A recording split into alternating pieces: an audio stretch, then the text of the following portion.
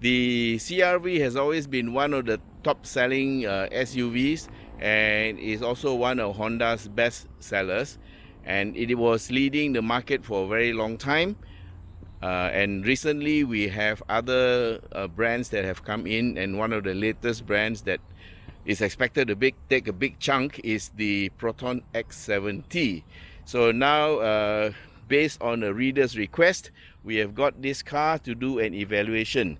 Now this was launched about 2 years ago, and it's still being sold. It's the current model, and there are 4 models available. You have a standard 2-liter naturally aspirated engine, and there are 3 variants with 1.5-liter turbocharged engines.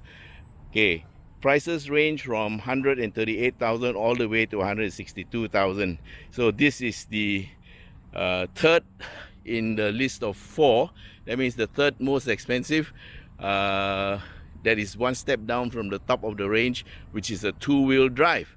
But that one has got Honda sensing and lane watch. This one has the same trim as the 2-wheel drive CR-V with the 1.5 turbo, but it has 4-wheel drive, and this is retailed at 156,000 ringgit.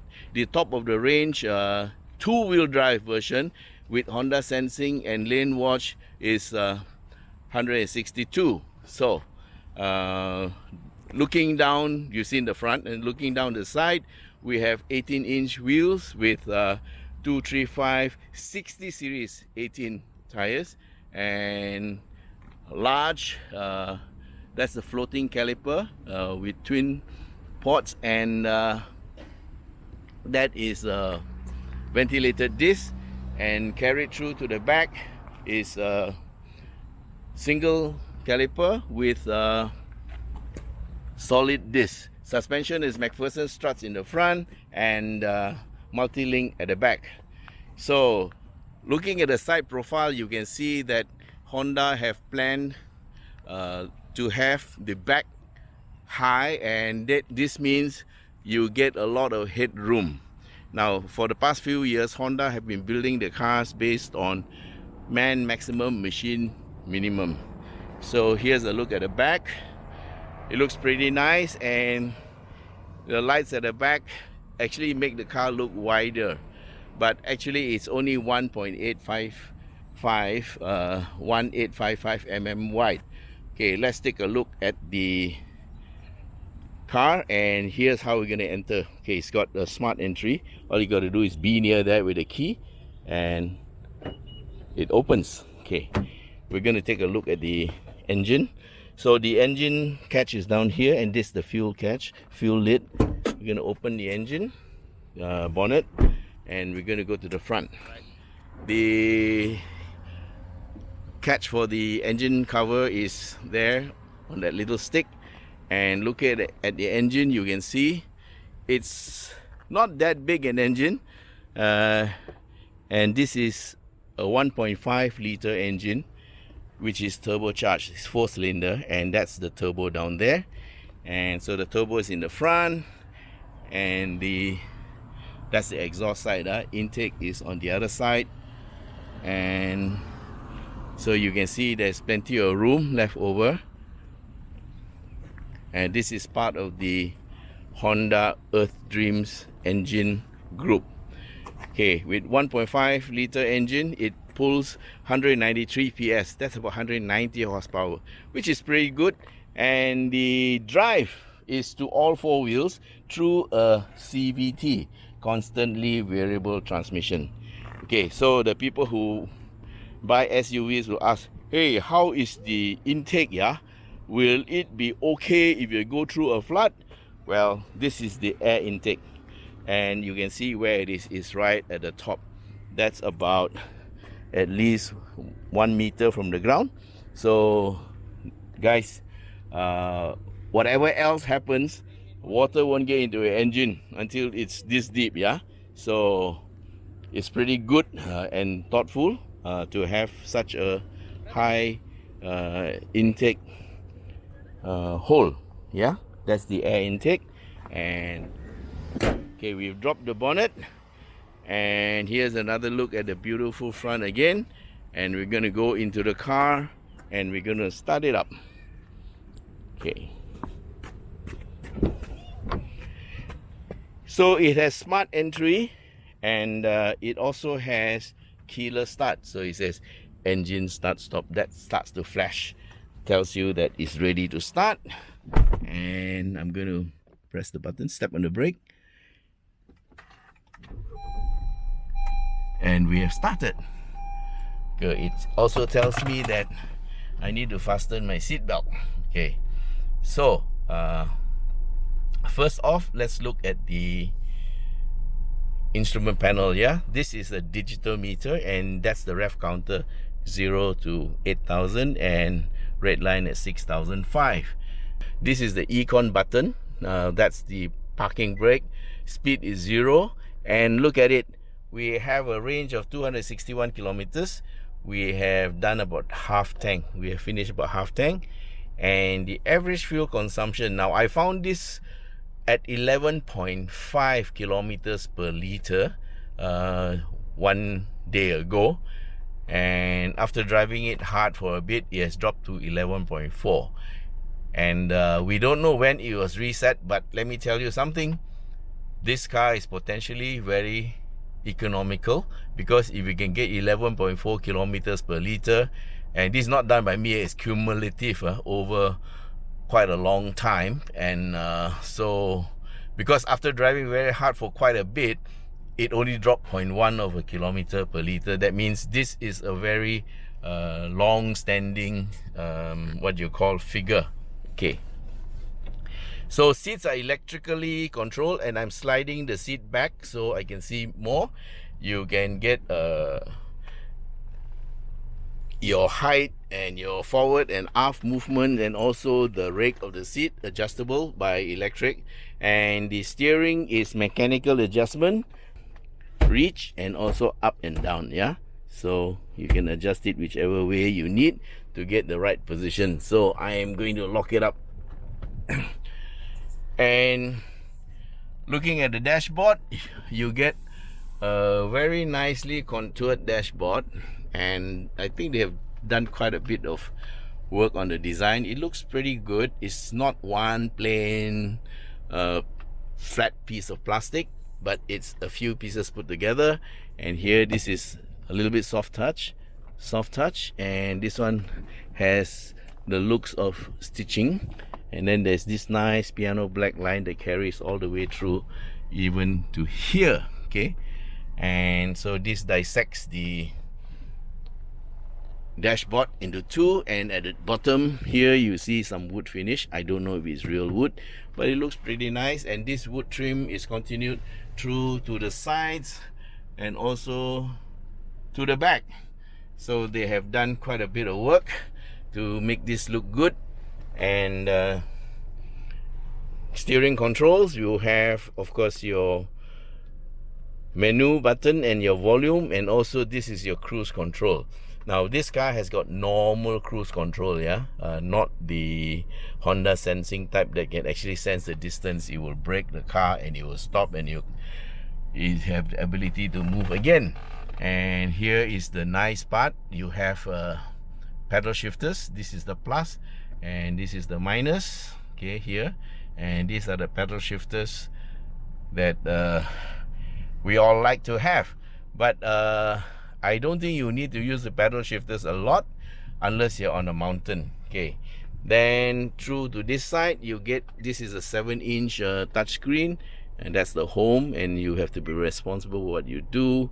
And then you have your audio, and then you can have your telephone. Okay, but I've not connected my phone. And this is the back button. Then they have day and night. So it's pretty nice, and it's got nice colors. Yeah. And then down here is a climate control. It's a dual aircon system with climate control, and you can control the temperature this side, and your fan up and down and up. Yeah. And this is the button for locking the air, closing off the vent or opening the vent. on off, and your demister. Then further down the road, you have your electronic parking brake, which is good, and also this thing called brake hold. Now what is brake hold? Brake hold is like auto hold. If you're in gear, you can just, after you have come to a stop, you have braked to a stop, you can take your foot off the brake, and as long as you're in gear, the car will hold. This is the econ button, and when you turn on the econ button or off, you can see on the dash, okay, that's off and that's on. Okay, when you are on econ mode, the engine tuning changes slightly, and it gives you more economy. Okay, gear lever is the normal gear lever, plus there's a sport mode at the bottom. Then further down, you get your power outlet, and of course your drink holders. Drink holders are very important. And down here you have this sliding tray. You can put your stuff here, and then inside you have a big storage area. So I've got my camera case, my power bank, my smart tag in there, and also down here you can see HDMI cable link, and also you have the USB ports and also a power port. And I forgot to tell you, but this radio also has Apple Play and Android connectivity. Yeah, so that's about it for the front. What we're gonna do is we're gonna go to the back, and okay, here are the electric controls for the seat. This would be around my normal seating area.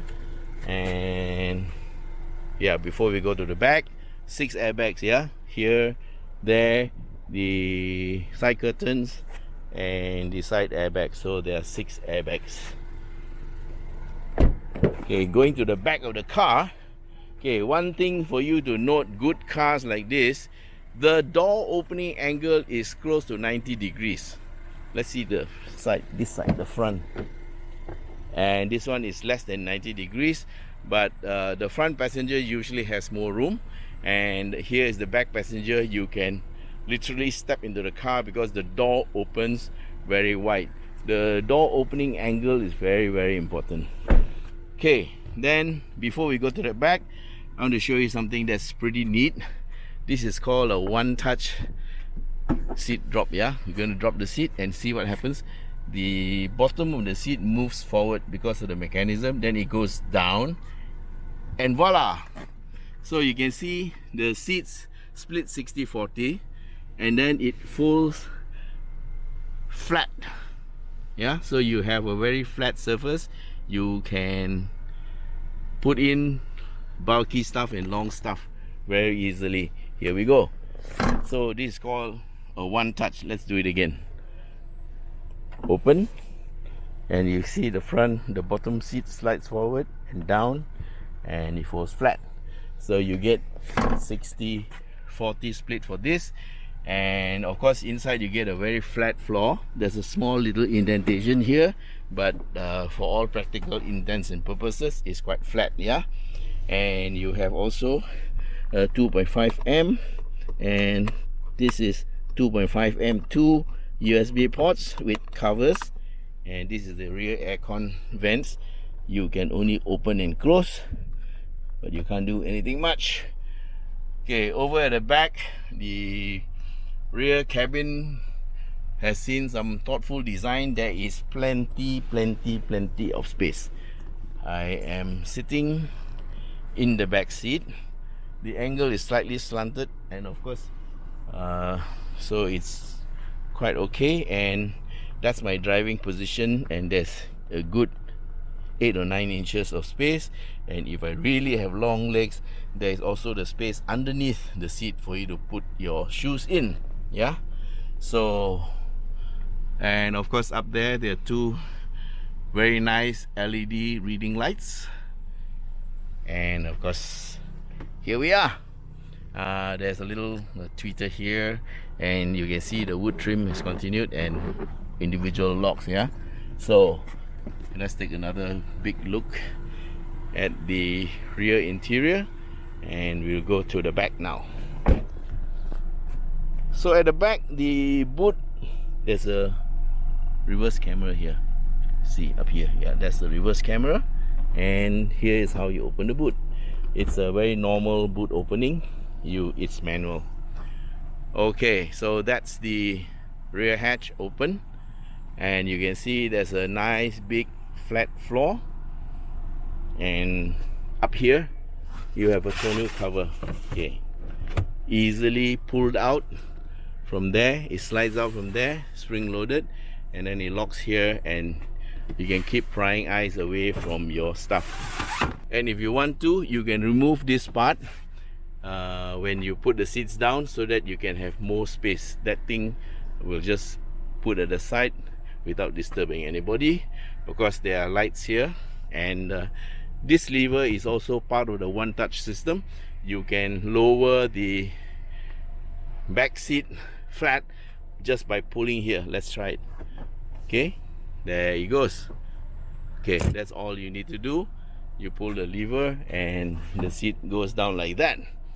Okay, so let's look at underneath here. Do we have a spare?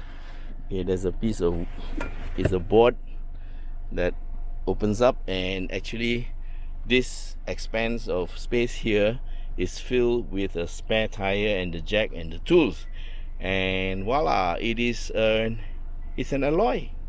Yeah, it's an alloy spare, so that itself also is worth money, yeah, because there are two struts here that hold it up.